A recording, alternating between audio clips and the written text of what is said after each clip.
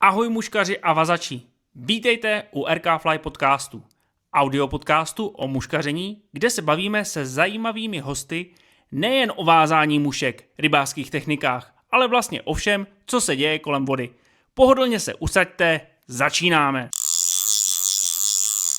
Tak a já vás vítám u dalšího RK Fly podcastu, no a mým dalším hostem je Petr Vrablec. Kamarád, legenda československého muškaření.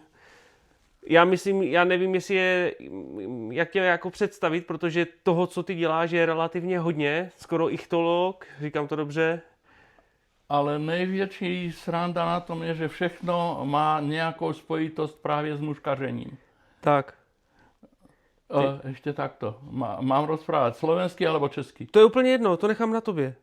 A mně je to úplně jedno právě. Jak ti to bude více pohodlnější, tak aby se cítil dobře. Já nerozlišujem tyto dvě řeči, takže... Tak, mám tady nachystaných 15 otázek, plánoval jsem, že plus minus 2 minuty na každou, Jo. Takže by to mělo vycházet někdy kolem půl hodiny. Když se Dobře. rozkecáme jakoby více, tak se vůbec nic nestane. Hele, Petr... Vystřihneš a... Ne, já to nechám celé. Teď jsem to zapnul a až skončím nahrávání, tak to zase vypnu a celé to takhle uveřejňuji. Jasné. Jo, nesnažím se tam něco upravovat. Vezmi nás, prosím tě, Petr, na úplně začátky. Jak ses dostal k muškaření a co tě na něm tak nejvíc uchvátilo? A vlastně možná, jak dlouho muškaříš? No, mám za 5 měsíců 73 let, Aha. 73 rokov. A v podstate som začal ako 12-ročný. Aha. Takže 60 rokov v podstate čistej muškáriny a viazania teda. Začínal som ako ten chlapec z toho dôvodu, že aj keď u nás bola rieka Nitra mimo Pstruhovka, ale oplývala Lipňom a Pstruhom tak, že v podstate sa to rovnalo skoro Pstruhovej vode. No a videl som, v Prievidzi boli dvaja muškári, obidvaja starí páni. No a keď som to videl pri vode, bol som na plavačku, normálne ako na poduství, ostroredky, tak som videl, čo to robí, draplo ma to. A tým pádom, ale teda mušky v tej dobe stáli 2 koruny 31, čo bola pre takého chlapca ozaj vysoká cena. Tak som špekuloval, ako si ich vyrobiť. No, háčikov nebolo, no tak keď som kúpenú mušku ošľahal, tak som sa už snažil naviazať, ale nemal som možnosť od niekoho sa to učiť. Takže samouk. Samouk. Dlouhodobý samouk. Tak. Prosím tě, pamatuješ si na svou opravdu první velkou rybu na mušku a co ti to vlastně dalo a takové nějaké, jestli si to pamatuješ? Jednoducho. Budeš sa čudovať, ale nebol to pstruh. To vůbec nevadí. Bol to jelec tloušť, ktorý mal 51 cm. Vidím ho ako teď, tú slávu, když jsem ho přines domů. Protože u nás se ryba jedla normálne, bez ohledu, kolik to mělo kostí a tak. Bez ohľadu na to, jednoducho, ryba sa jedla, keď som to doniesol, bol to kus ryby, 2-kilový, no tak. Jasně. No a bol som čertov. Draplo mne to, byl jsem čertův. Jo, už to Draplo chápu. mne to a od té doby. Jo, já proti tomu taky nemám. Ono, kolikrát chytit velkého jalce je daleko těžší, než chytit velkého pstruha. Ano. A to si nikdo A neuvědomuje. hodně těžší. Jo, já jsem teď někde na hranici 55-56 cm a nejsem schopen se dostat jako přes tu větší hranici. No, ja mám největšího 61, ale to je ten byl z váhu. A cíleně jsem jel po něm, protože jsem ho viděl, poznal jsem ho a cíleně jsem po něm šel. Ty to budeš vědět. Můžeš prosím tě posluchačům říct, kolik taková ryba nad 50 cm v případě jelce má let? Kolem 20 let.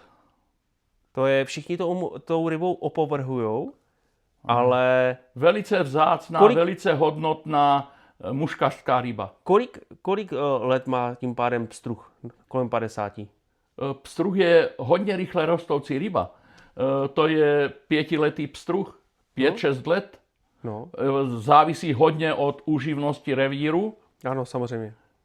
A i od velikosti vody. V malé vodě málo kdy ta ryba nabere tu úžasnou velikost. Tak. Ale na větších vodách tam to bývá hodně. Prosím tě, já vím, že ty se na tou muškařinou jako zabýváš kolikrát až do detailu, úplně na prvopočátky a všeho, co vlastně v té muškařině je.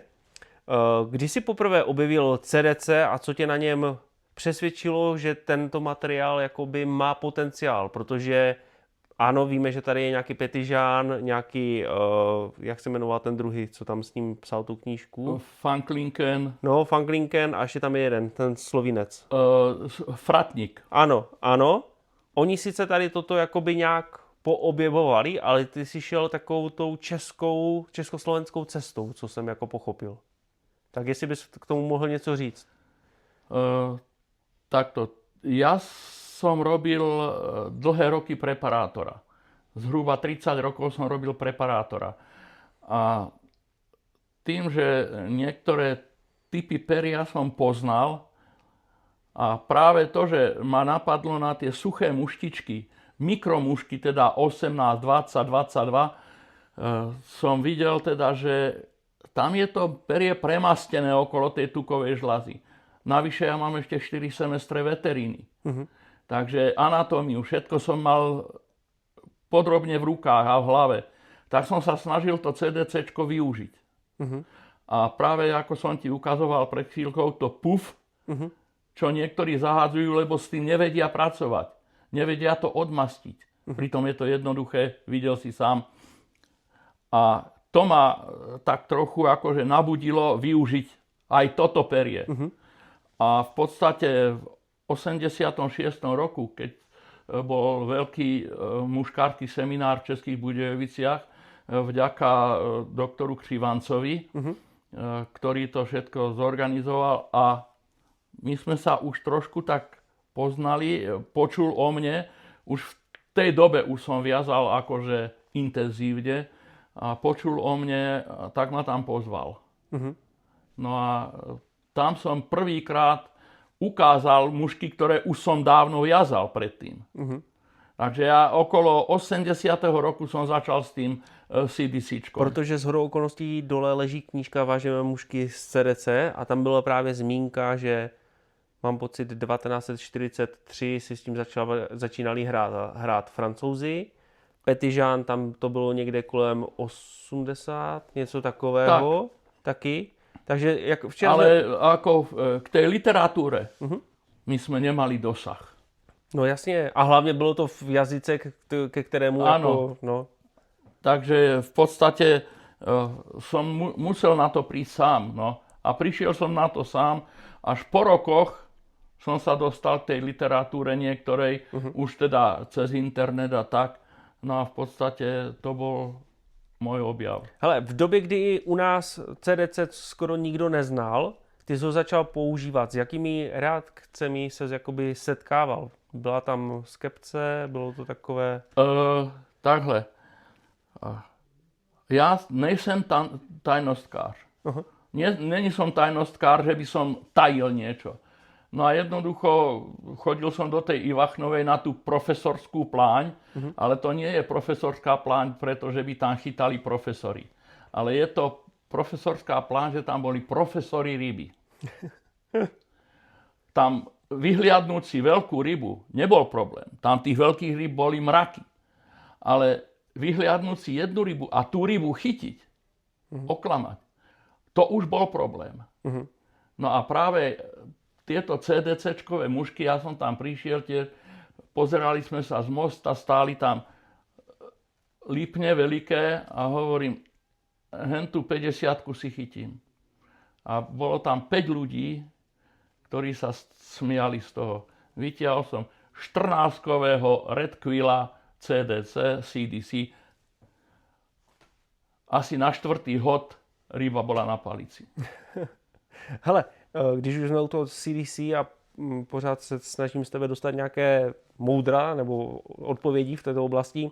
Co si myslíš, že CDC mužku dělá opravdu tak funkční? Nebo proč tomu tak? Je to materiál, jsou to proporce, je to úroveň prezentace, nebo v kombinace jakoby všeho?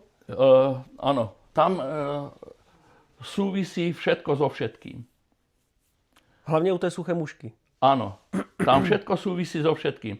Dôležité je, ako tú mušku, teda za prvé, či v tom momente, keď lovíš, sa ten typ mušky rojí a tie ryby ho zbierajú.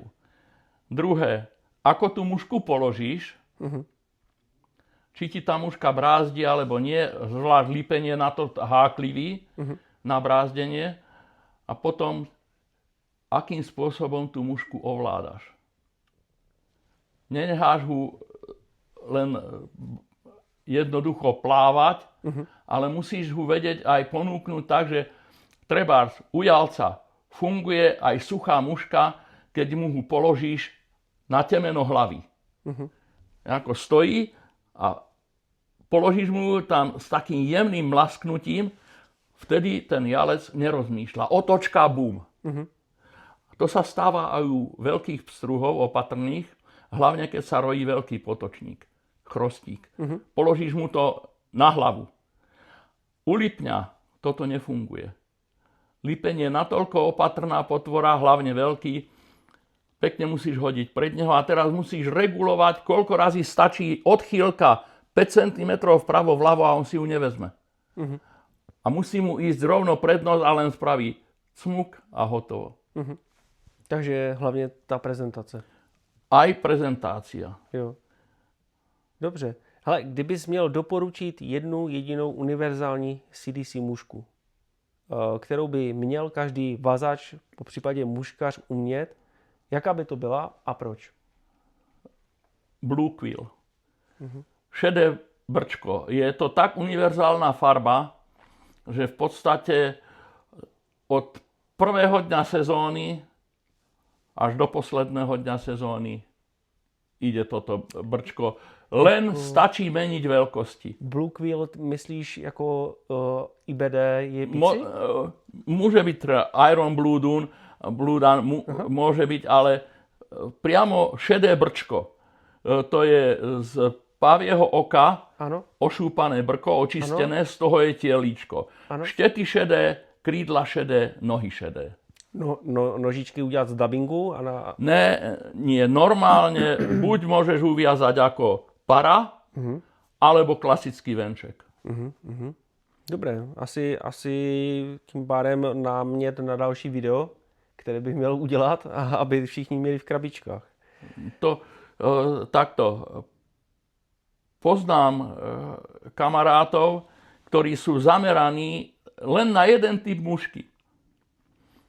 Práve jedného, čo mám, tohto blue quilla, len v 3 veľkostiach. 18, 16, 12. Já to mám třeba tak, co Pardon. V pohodě. Potom ešte mám kamaráta, ktorý len Yellow Tag Palmera. A zase 16, 12, 10. Celý rok. A nedá sa povedať, že by chytal menej ako ostatní. Jako co se týká té muškařiny, já začínám všímat, že vy na tom Slovensku jedete hodně suchou mušku. Jako hodně. Proto samozřejmě jsme v takovém okruhu lidí, kteří asi zrovna tady tuto techniku upřednostňujou. Lukáš Kolestík, Petr Jurišík, jo, a tak dále, ty. Takže já vnímám, že vy se těma suchýma muškama dle mého zabýváte trošičku více než my, nebo než u nás v Čechách. Takto, stará garda, poviem tak, stará garda, čo sme chlapi 40-roční a starší, máme k tomu iný vzťah ako teraz tých mladých, to vidíš len Francúz, gula a tak ďalej. Pretože ubudol posledných 10-12 rokov, jak naletel kormorán, zmizol lipeň v podstate. A lipeň to bol pán profesor na lov na suchú mušku. aj keď dal sa chytiť, aj na nymfu, aj všelijako. A dokonca sme na obrovské nymfy sme chytali lipne. Samozrejme lipne, nie lipničatá, nejakú materskú škôlku, ale lipne, hovorím, tých 40 plus. No jasne. Takže nebol problém s takou rybou. Jo. Tej ryby bolo habadej. Protože co se týká třeba mojí suché krabičky, tak já to mám jakoby už vyselektované teoreticky na 3 vzory, když to řeknu takhle. Ano. Spáva od raného jepička, zelená nebo olivová jepička, šedá jepička. A tady toto zase dělám ve velikosti 14, 16, 18, 20. 20 už je, no, ja na to ještě vidím, takže v pohodě. Ja i 22 nemám problém aj uvázať, aj na nich chytať. Ale tam už je to pak to, že tá ryba hodně padá. Jo. No a potom, co se týká dalších vzorů, tak mám vlastně potočníka, chrostíka. A to je vlastně 12, 14. A to už je, to je vlastně skoro všechno rokerky, no, ještě. Jako 12, 14 chrostíka. Ja som začínal vždycky na tí 12 ako nejmenší. No. Až na 6. A hlavne tí 6-koví byli tí helikoptéry. A večer vieš dobre, že chrostík vyletí von, sadne si na okrajový porast, oddychuje, potom ide na párenie, znovu si sadne a padá na vodu. A zanorujú sa, hlavne tie oplodnené samice sa zanoria pod vodu a tam kladú vajíčka. On nekladie vajíčka na hladine, ako jepice. On kladie pod vodou. No a práve tieto obrovské, ťukol si to o vetvy a tam tie veľké pstruhy večer na šere, keď sa stmievalo, oni na to čakali. No a jak to tam padlo, tak to bolo. Ale podmienka, vlasec minimálne 18 a dobre držať palicu v ruke, aby si on neprišiel. To boli strašné rany. A keď ti 1,5 kg, 2 kg potočák vyrazil, vzal to a otočil sa, to bola strašná rana. No, jo. To som videl na vlastné oči, keď vytrhol prúd z ruky. Očividně jste je měli naučené jak slepice. Áno. Prosím tě, vím, že kromě CDC se angažoval i do hodně dalších činností. Jednu z činností, kterou tady mám, tak s tím mám spojenou i jakoby otázku. Jak vznikla myšlenka vlastně vyvíjet vlastní vazací nítě a co ti na tehdejších materiálech vlastně chybělo? Proč jste se do toho s panem Lackem pustili?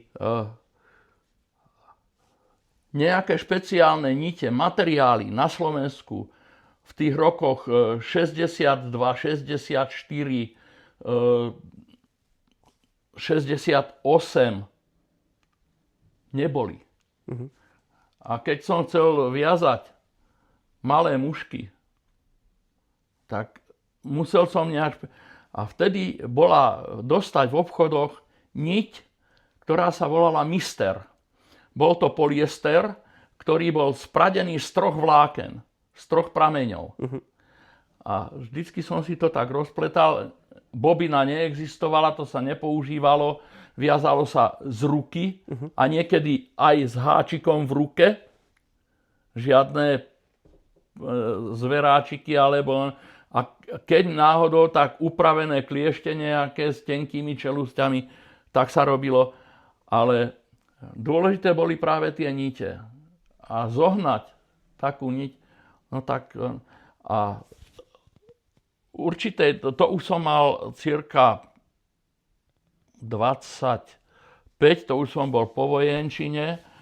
A jenom nesáhať na mikrofon, prosím tě. V Ivachnovej som sa stretol práve s Vladimírom Lackom. A zaujímavé, videl teda, že mi ryba ide, tak bol zvedavý na mušky. No a keď videl perfektne uviazané, hlavne vtedy samozrejme red quill, blue quill, po prípade malinký reták a hotovo. Nie 6000 múch rôznych druhov, ale 3 druhy, 4 druhy a hotovo. Po prípade nejaký stream rig. A to bolo všetko. Stream rig do 3 cm a to bolo všetko. No a jeho zaujímalo práve tie nite. On bol vláknar, špecialista, on bol vývojár v chemosvite, kde sa vyrábali vlákna. Aha, tak odtam mať vytrvané. Áno. A jeho to zaujalo teda, že čím ja viažem. Tak som mu povedal, no a hovorí, že či by som nešiel do toho s ním. Že by potreboval špecialistu, viazača, ktorý by to vedel teda aj otestovať, skritizovať, pri výrobe dať návrhy a tak ďalej. No tak tým začala v podstate naša spolupráca. No a potom stovky a tisícky hodín v jeho laboratóriu, jeho poloprevádzke, pretože to bola v podstate miniatúrna fabrika. Aha. On mal priamo vo fabrike v chemosvite ešte miniatúrnu fabričku, kde sa robil tento vývoj. No a trúfnem si povedať, že vzhľadom na to, aké sme nemali kontakty so svetom, sme mali nite na špičkovej úrovni už vtedy. Už v tých 80. rokoch už sme vyrábali nite vysoko kvalitné a ja ich používam doteraz. Ešte pár kilometrov máš. No, pár desiatok kilometrov ešte mám tých nití. A chcel by som sa dožiť dňa, keď poviem, už nemám čím viazať. To. Uvidíme, jestli to stihneš, když to řeknu takhle. Hele, co je podle tebe největší rozdíl mezi kvalitní a průměrnou vazací nití? Takto. Ja hovorím, že priemerná neexistuje. Buď je kvalitná, alebo není žiadna. Nejaké priemerné nite. No, nebo nekvalitní nit a kvalitní, když řeknu takhle. Áno. Buď je kvalitná tá niť a používam ju, lebo niektorí, aj tuto budeme mať možnosť vidieť, a nedoniesol som ho, nevadí. Totižto, pokiaľ ja viažem a pri každom druhom alebo treťom zatiahnutí ja som naučený viazať silovo. To chalani sa čudujú, že nelámem háčiky. A práve týmito našimi niťami z nášho vývoja, že nelámem háčiky. Že prečo tak uťahujem? Lebo neutiahnutá muška je zlá muška. A nepomůže ani lak. Nepomůže ani lak, nic. To prostě jak nie. to To sa rozíde a hotovo. Podsaje to vodu. Jednoducho tá muška nesmie do seba pustiť vodu už tým, že je na silu viazaná. Dokonca dneska na tých ukázkach bude si môcť všimnúť, že v podstate ja idem až na hranu pevnosti všetkých materiálov. Či pávie perie, alebo brčka, alebo idem úplne na hranu. Ale je to zase o tom, že viazať, dostať do ruky tú hranicu toho citu. Ono se říká, že prvních 1000 mušek je prostě nejtěžších. 10 000. Ja říkám tak, vždycky se kluci na tom smějou, že prvých 10 000 mušiek je najhorších. A potom zistíš, že to ešte nevieš. Tak, protože člověk začne objevovat zase jiné věci. Áno, ide ten pokrok, k tomu prídeme ešte. No. To je vlastně další otázka. Kam se podle tebe posunuly materiály za posledních třeba 30-40 let? A ještě dotaz, je to pokrok jakoby za tebe správným směrem, když to řeknu takhle? Každý pokrok je správnym smerom. Aj keď niektoré veci, treba, povedzme, kedysi sa nám o guličkách ani nesnívalo. Keď si potreboval zaťažiť, tak sa dal buď medený alebo olovený drôtik, pliešok alebo čo. Aj s tým bol koľko razy problém. Musel si zobrať olovené broky do vzduchovky, vyklepať na tenúčko a odstrihnúť si ten pásik, ako si potreboval. Ale vedeli sme si poradiť. No teraz práve ten pokrok v tých guličkách, ja hovorím, že veľa mladých rybárov pokazil. Lebo nevidíš nič, len stierače na okne. No, na aute. takzvaně na Hitlera, no. Áno. Furt dokola. A ideme dokola. Jedno a to samé. Pokazilo to hodne mladých rybárov. Ustúpilo hodne suché muškárenie, aj keď ty tvrdíš, že na Slovensku, ale aj na Slovensku sa to spomalí To jsem takto nemyslel. Ale tam jde o to, podle mě muškařina je souhra jakoby těla rybáře s muškou, prutem a vším. A to prostě u toho nymfování za mě jako není. Ano. Pokud pominu, dobře, můžeme tam připustit třeba českou nymfu. Dlouhou, krátkou, tak tam by to jako relativně šlo. Že pořád je to takový nějaký pohyb s tím prutem, takový jiný, jo, na té dlouhé nymfě. Člověk se musí naučit prezentovat, házet.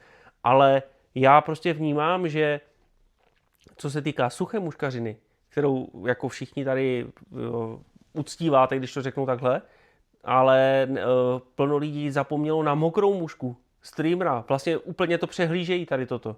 A je to škoda. Je to veľká škoda a trebárs, ja som z tej starej školy, kde v podstate 99% muškáriny bola suchá muška. Ale bolo to tým, že vyčkal som si, vedel som 15:00 na sútoku belej a váhu začne pásť lipeň tak, ako keby pršalo. To boli tisíce.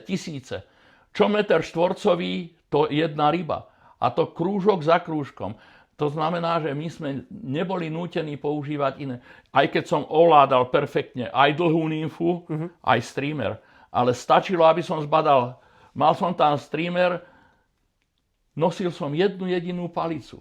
Nie 3-4 prúty, ako teraz chodia chlapci. Jeden prút. Tak to ale kdysi bylo. Vynikajúci. Na tom nezáleží, aký máš prút. Záleží na tom, ako ten prúd dokážeš ovládať. Využiť, no. To je všetko.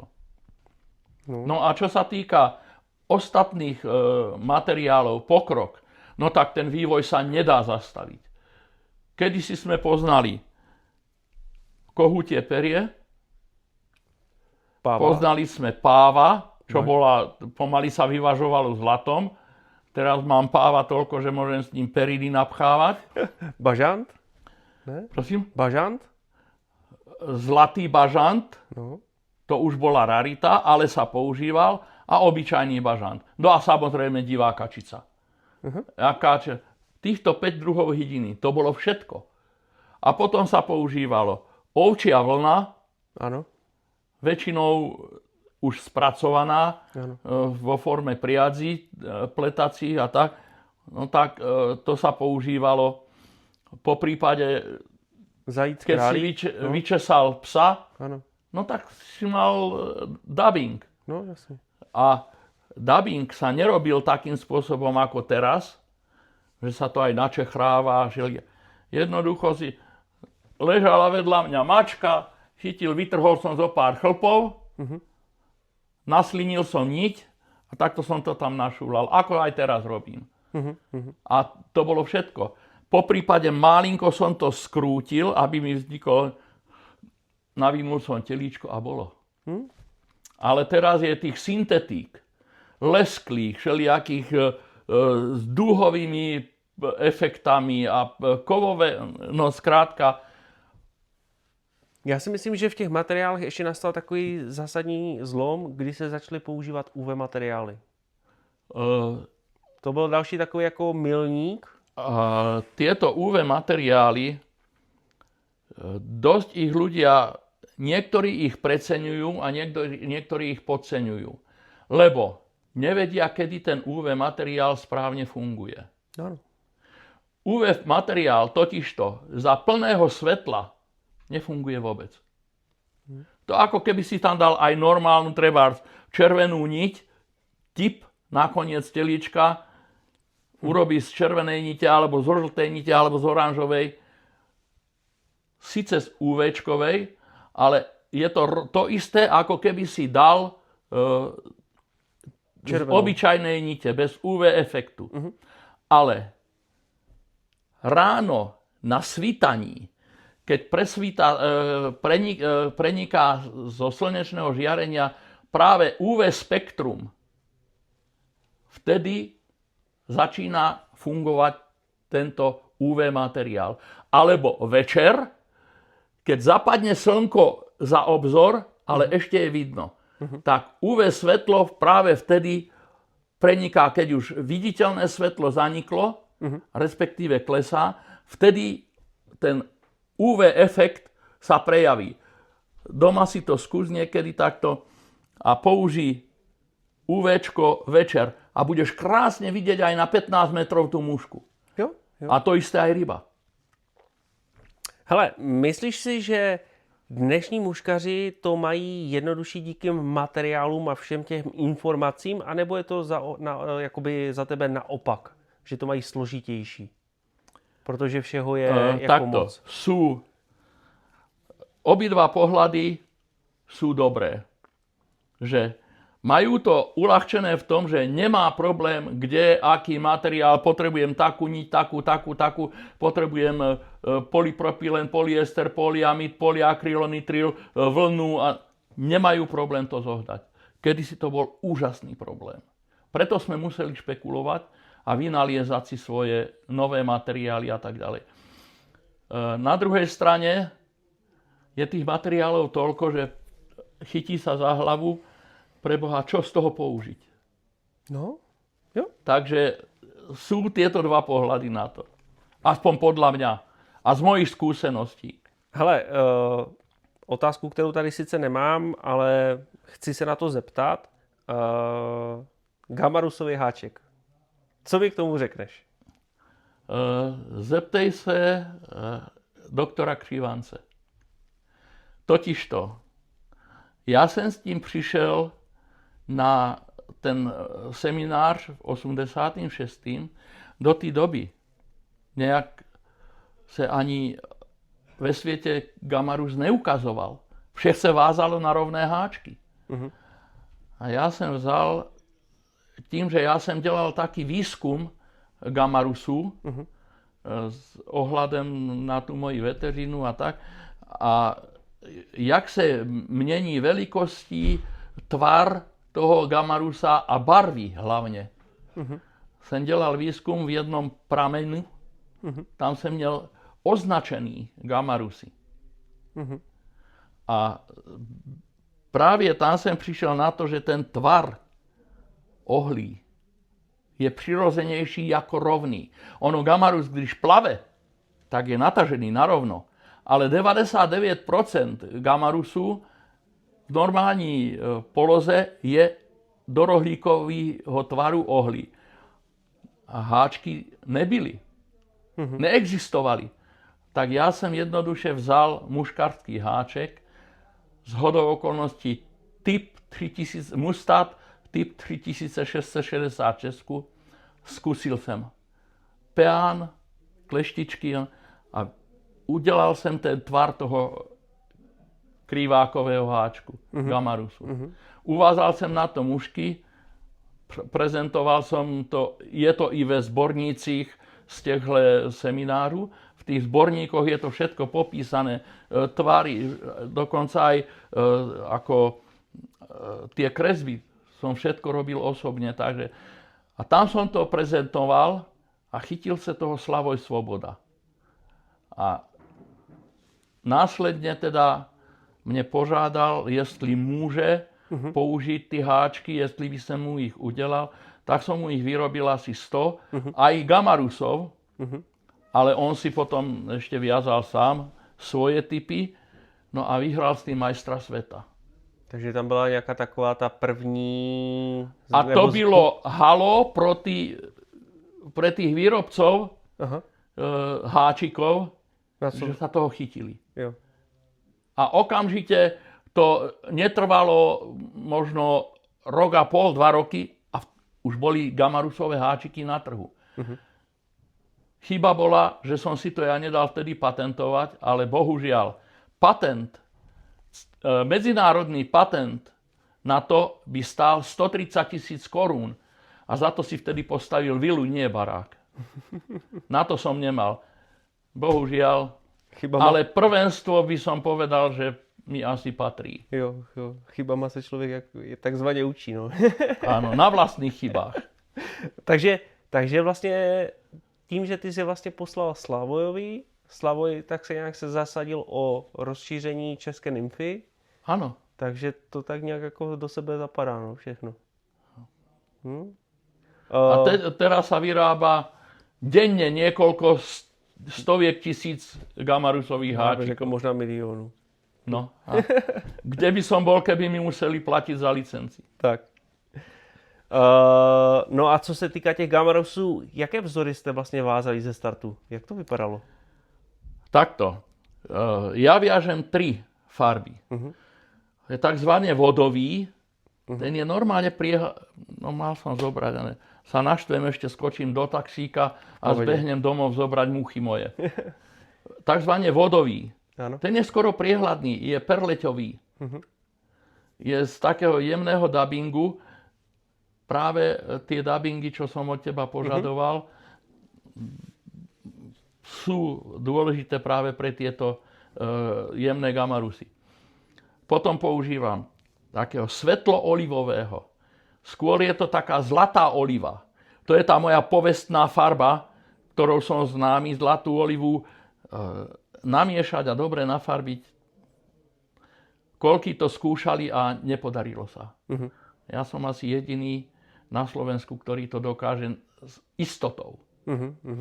A potom oranžový. Mrkváč.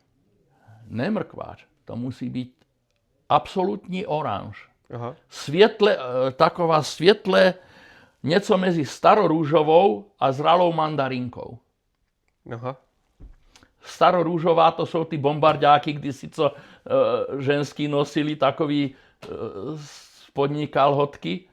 Jako, to bylo taková, no říká sa i starorúžová. Aha. Jako vybledlá rúžová. Já vím, která je. Jako... No. A s týmhle a hřbítky jsem vždycky dělal z jedné jediné folie.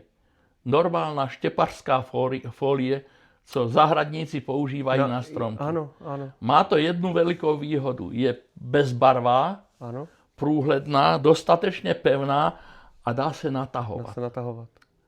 I když v té době, kdy jsme začínali, slupka ze salámu, slupka z uzený makrely, ano. kůže, Ano. úhoří kůže, sušená, pak namáčená v olejíčku a tak. Zhánělo se všem. Pak přišly igelitky různých barev, no tak išlo se na igelitky. No a ja som objavil som takú, lebo aj tieto pásky sú rôznych hrúbok. Průměry, no jasne. Tak našiel som si takú akurátnu, nemám problém, natočím si válček, chytím a ten válček si na rôzne šírky nasekám a hotovo. No, takže tady vidíte počátky české nymfy. Plešivců a křiváků a nevím čeho. Hele, ještě tady mám třeba další otázku. Co je podle tebe největší chyba, kterou dnes muškaři při lovu na suchou mušku dělají? S čím se setkáváš u vody? Takto, nie je nejaká chyba. Tým, že tie vody trošku ubúdajú, máme skafandre, broďáky teda až po prsia. A všetci sa snažia dostať tej rybe čo najbližšie. A to je chyba. Ryba má úžasný cit na vlnenie vody a tým, že sa ty snažíš dostať bližšie, ona to cíti. A jednoducho je to pre ňu už z toho, že je ako potrava hlavátky a takýchto, alebo vidry, alebo už hoci čoho. Tá ryba je opatrná voči týmto nejakým vplyvom vonkajším a jednoducho prvé, čo prestane, žrať. Klesne ku dnu a to. To znamená základná chyba. Nesnažiť sa dostať k rybe čo najbližšie. Keď dokážem hodiť tú mušku na tých 10-12 metrov s presnosťou 20-30 cm, tak ďalej by som nešiel. Teda bližšie by som sa nesnažil. Hlavne teda na tých veľmi prechytávaných pláňach. Na toto bola povestná práve tá Ivachnovská profesorská pláň. Tam si vošiel do vody, ešte v tých dobách my sme nemali ani skafandre, boli len tie... Prdelačky, no. My sme im hovorili, že vajčáky. Tak ti nedovolili ani ísť ďalej. A preto sme boli koľko razy veľmi úspešní, že sme tú rybu chytali na veľkú vzdialenosť. Na 15-17 metrov. Ďalej. Ďalšia veľká chyba. No, chyba. Každý chce chytiť rybu. Ryby prechytané, opichané. Snažia sa používať veľmi jemné vlasce, návesce. Není problém 0,10, 0,08. Mám i 0,06. Ale osobne, keby som mal tú moc, čo nemám, tak zakážem používať vlasce tenšie, hlavne na úsekoch chyť a pusť. Áno. Zakážem používať vlasce tenšie ako 0,12 a zakážem používať prúty jemnejšie ako 3. Už 3 je také minimum, že... Lebo chytí háčik bez protihrotu berem. To už sme robili aj my za našich čias, že sme normálne zamačkávali hroty. Teda protihroty. Ale čo je veľká chyba teraz? Áno, bude sa búchať do prst. Chytil som takého pstruha. Pustil som ho. Na jedničkový prúd a zdolával ho půl hodiny. Pol hodiny a čo sa stane? Ten pstruh prekyslí sa mu organizmus a ja ho na druhý deň nájdem 3 kilometre nižšie hore bruchom. Áno. To je veľká zásadná chyba, že idú tak za tou rybou, že v podstate sa snaží za každú cenu ju chytiť, aj za cenu jej života. No a ešte keď hovoríme o tom chyť a pusť, kedysi to bolo ako bežná vec, že chyť a pusť, lebo vedel som, že ja som bol tej zásady, idem len po veľkej rybe. Ryba sa bežne brala, ale už som vedel, že keď chytím 45 lipňa, ten lipeň, keď si ho zoberem, neuškodím tej vode.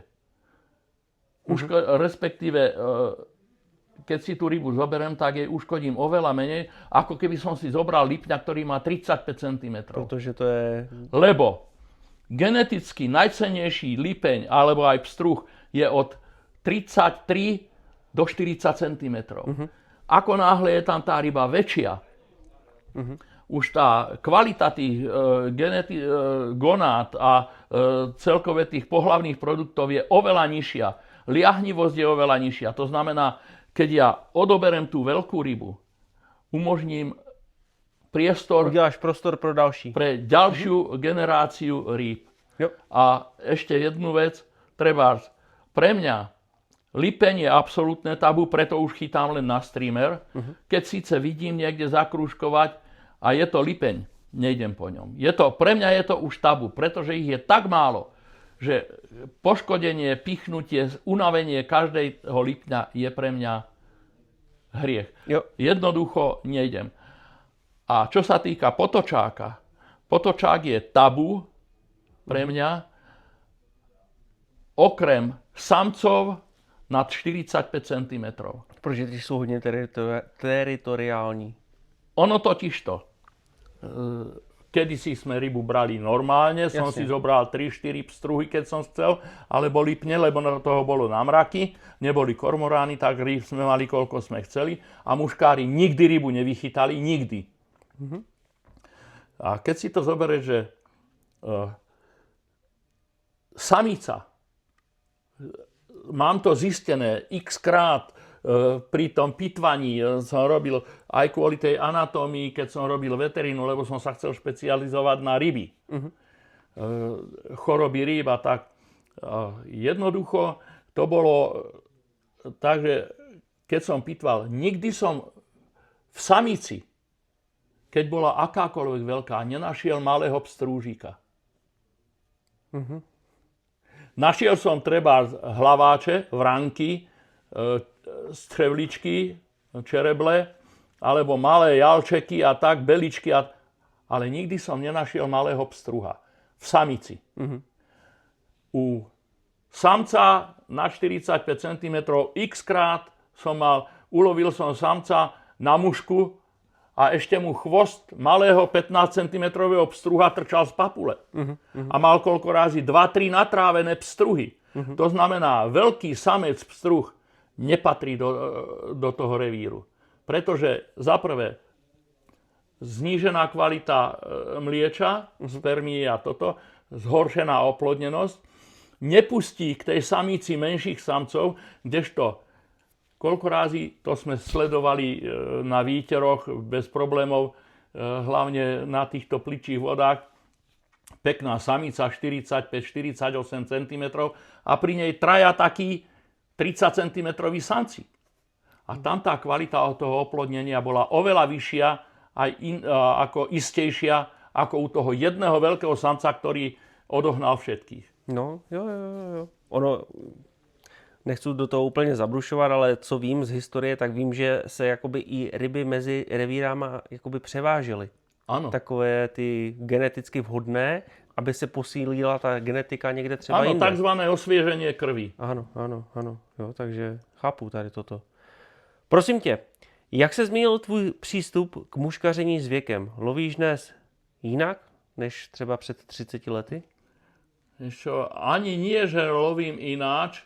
Už som to spomenul, že v podstate tým, že ubudol lipeň, v podstate takmer vyhynul na Slovensku z dôvodu útokov kormorána, výdry, volávky a tak ďalej.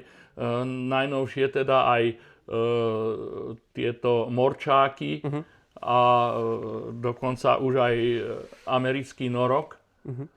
Takže v podstate ten tlak a čo sa týka lipňa, lipenie voči týmto predátorom, taký hlupáčik. On sa postaví niekde do prúdu za kameň, kdežto pstruh sa schová, zaleze. Takže ten predátor má menší a tým pádom ja som prešiel hlavne na streamer. Aj keď jedného z mojich najväčších lipňov mám chyteného na 7 cm streamer. Co by ne, když je hlad? Áno. No a mám chytené teda ozaj obrovské lipne. Mám 5 mojich najväčších lipňov je 57, 55, 53, 51,5, 51. Tak o tom se nám dneska už může nechat jenom zdát. To už ozaj len snívať. Ano. Prosím tě, kdybys měl dát jednu radu mladému začínajícímu vazači, který by chtěl být opravdu jakoby dobrý, co by to bylo? Co by měl dělat? Nebo obecně, pokud bys chtěl dát jako radu mladým vazačům, co by měli dělat? Uvazat 10 000 mušek, to chápu. Takto. V prvom rade nesnažiť sa zbytočne špekulovať, vynaliezať, pretože už je všetko nájdené, jak sa hovorí, vynájdené, už sa to len opakuje. Stačí si pozrieť od Tejčku knihu z roku 1930. Tam je všetko už nájdené. Tam sú stovky mušiek. Netreba nič nové vymýšľať. Treba si nájsť skúseného viazača, ktorý mu bude ochotný ukázať svoje finty, svoje skúsenosti odovzdať a nenechať sa odradiť prvým neúspechom. Tak. Nenechať sa, ale na druhej strane, nenechať sa učičíkať, však táto muška sa mi páči a nie. Pokiaľ nezodpovedá 100% tomu odbornému posúdeniu, by som povedal, bez milosti zrezať a viazať. A viazať a viazať a viazať a viazať. Jo, já teď třeba začínám se učit vázat mořské mušky, taky mi to nejde. A vím, že to prostě třeba rok, 2 potrvá, než dojdu správné materiály, správné techniky a správné proporce. Tím, že jsme od toho moře trošku dál, tak my to nechytáme denně, tak je to zase úplně něco jiného, jo.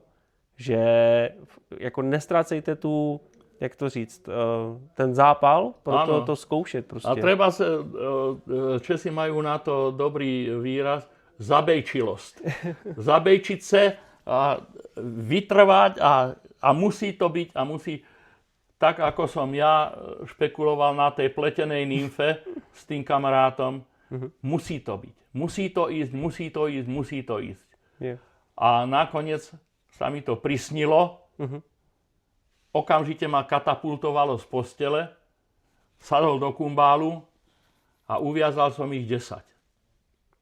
Myslíš ty woven nymph, takové to, co dělají Poláci? Áno. Jo. Ale Poliaci používajú iný systém, ktorý keď začneš viazať, nemôžeš prestať. No, to je, ja vím, no. Pretože sa ti to rozíde. Áno, rozplete. No. Ja môžem v ktorejkoľvek fáze prestať viazať, pridať si iný materiál a pokračovať vo viazaní telíčka. A práve to, že chrbátik inej farby, dokonca mám tu aj špeciálne nite, som si na to doniesol. A kedysi firma Mustad vyrábala na toto aj špeciálne háčiky, ktoré mali rozdvojené ramienko a tvorilo takú ploché telíčko. Takže na to sa to fantasticky viazalo. Ináč sa to dá uviazať aj na obyčajný háčik, tým, že si vyplníš tie boky priložením nejakého iného materiálu, buď olovko, alebo nejaké kostrnky. Skrátka materiál, ktorý ti urobí to tielko plochým. Ale dá sa to aj na gulaté tielko, tým, že na tých krajoch sa tie nite krížia. No tak tam to vzniká, a ešte pokiaľ sú výrazné rozdiely vo farbe tých nití, tak spravidla je tam taká pekná vzorka. Jo. A to je tiež také dosť dráždivé, imituje to trošku aj žiabre tých nymf všelijakých. Takže treba sa zatvrdiť a keď si pomyslím, že niečo musí ísť, tak musím na to prísť a pôjde to. Jo, souhlasím. Co je podle tebe důležitější? Dokonalá imitace nebo správné chování mušky na hladině? Na to som včera tiež hovoril, ty si tu ešte nebol. Som to s chlapcom hovoril, že niekedy rozhoduje dokonalá imitácia a niekedy, keď neposadíš tú mušku tak, ako to tá ryba chce, tak ti ju nevezme. Ono totižto, mal som jeden prípad, je to smiešné, ale je to pravda. Mal som uviazané takzvané svetlú olívku, sme tomu hovorili, muška. V podstate 14 Mustad 758 a bola tak dokonale uviazaná ako parašutka, že nalietávala druhá muška na ňu, ktorá sa už snažila zdvihnúť z hladiny, donútiť k páreniu. Samec nalietával na tú mušku.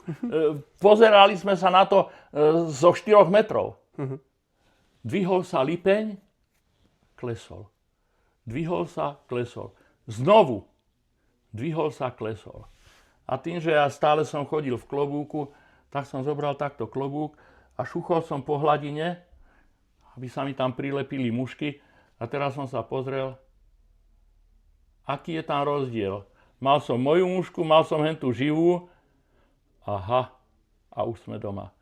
Tá živá muška, ja som mal čiernu hlavičku, tá živá muška mala nádherné, veľké, rubínovo-červené oči. Aha. Okamžite k autu, KPZ-ku, krabičku poslednej záchrany, červenú kriklavú niť a na tie moje mušky som doviazal len červenú hlavičku. Nič inšie. Ryba za rybou. Jo, takže aj dokonalá prezentácia, ale aj dokonalá imitácia. Jo.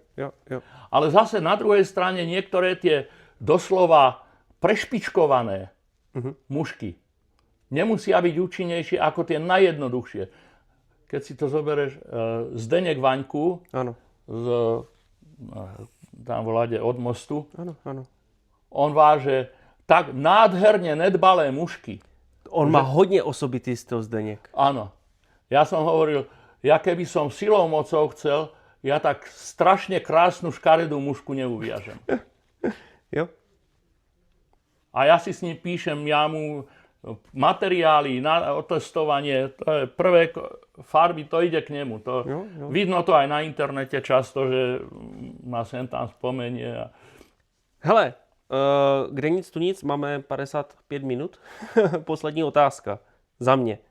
Když se ohledneš zpátky, na co jsi ve své muškařské cestě, na co jsi nejvíc jakoby hrdý a co bys chtěl, aby si lidé z tvého odkazu potom následně jako pamatovali? No, To je hodně hluboká otázka. je to hlboko filozofická otázka, ale keď ideš okolo vody a vidíš tam muža 35-40 ročného a vedie takto malého 10-ročného chlapca, idú na ryby a teraz ťa osloví a povie, tento ujo ma naučil všetko, čo teraz učím ja teba. Mám doma husí kůži z toho. Je to také, no, dá sa. Jo? No a na druhej strane, neodovzdať svoje vedomosti a zobrať to so sebou do hrobu je najväčšia blbosť, čo môžeš urobiť. Ano. Jo. Já jsem měl ještě jakoby jednu otázku a to je jako, že vždycky na konci dávám prostor tomu, koho jsem měl na rozhovor, aby předal nějaké moudro, ale myslím si, že tady tím jsme to asi završili. A já děkuji všem, co to doposlouchali až sem. Doufám, že to pro vás bylo zajímavé. Myslím si, že tento rozhovor, Peter, není úplně poslední, protože mě by tam zajímaly ještě další detaily, co se týká jakoby tvého jakoby pohledu ohledně inkubace jíker, ohledně jako ryb všeobecně, nejenom ohledně té muškařiny, protože vím, že ty jsi tam taky do toho vstupoval a ty poznatky tam máš, takže to by byla třeba nějaká někdy druhá část pokračování toho rozhovoru, protože zajímají mě i ty preparace, vím, že zvěrolékař jako takhle, takže ten přesah ty máš. Nejsem zvěrolékař, mám jenom 4 semestry. No tak skoro zvěrolékař. Ano. takže tak. Zhovadilý doktor. Peter, tobě děkuju za rozhovor, divákům děkuju, že to poslouchali až sem, doufám, že se vám to líbilo a zase někdy příště u nějakého pravidelně nepravidelného podcastu. Mějte se krásně, pevně nitě a ať berou. Ahoj. Ahoj.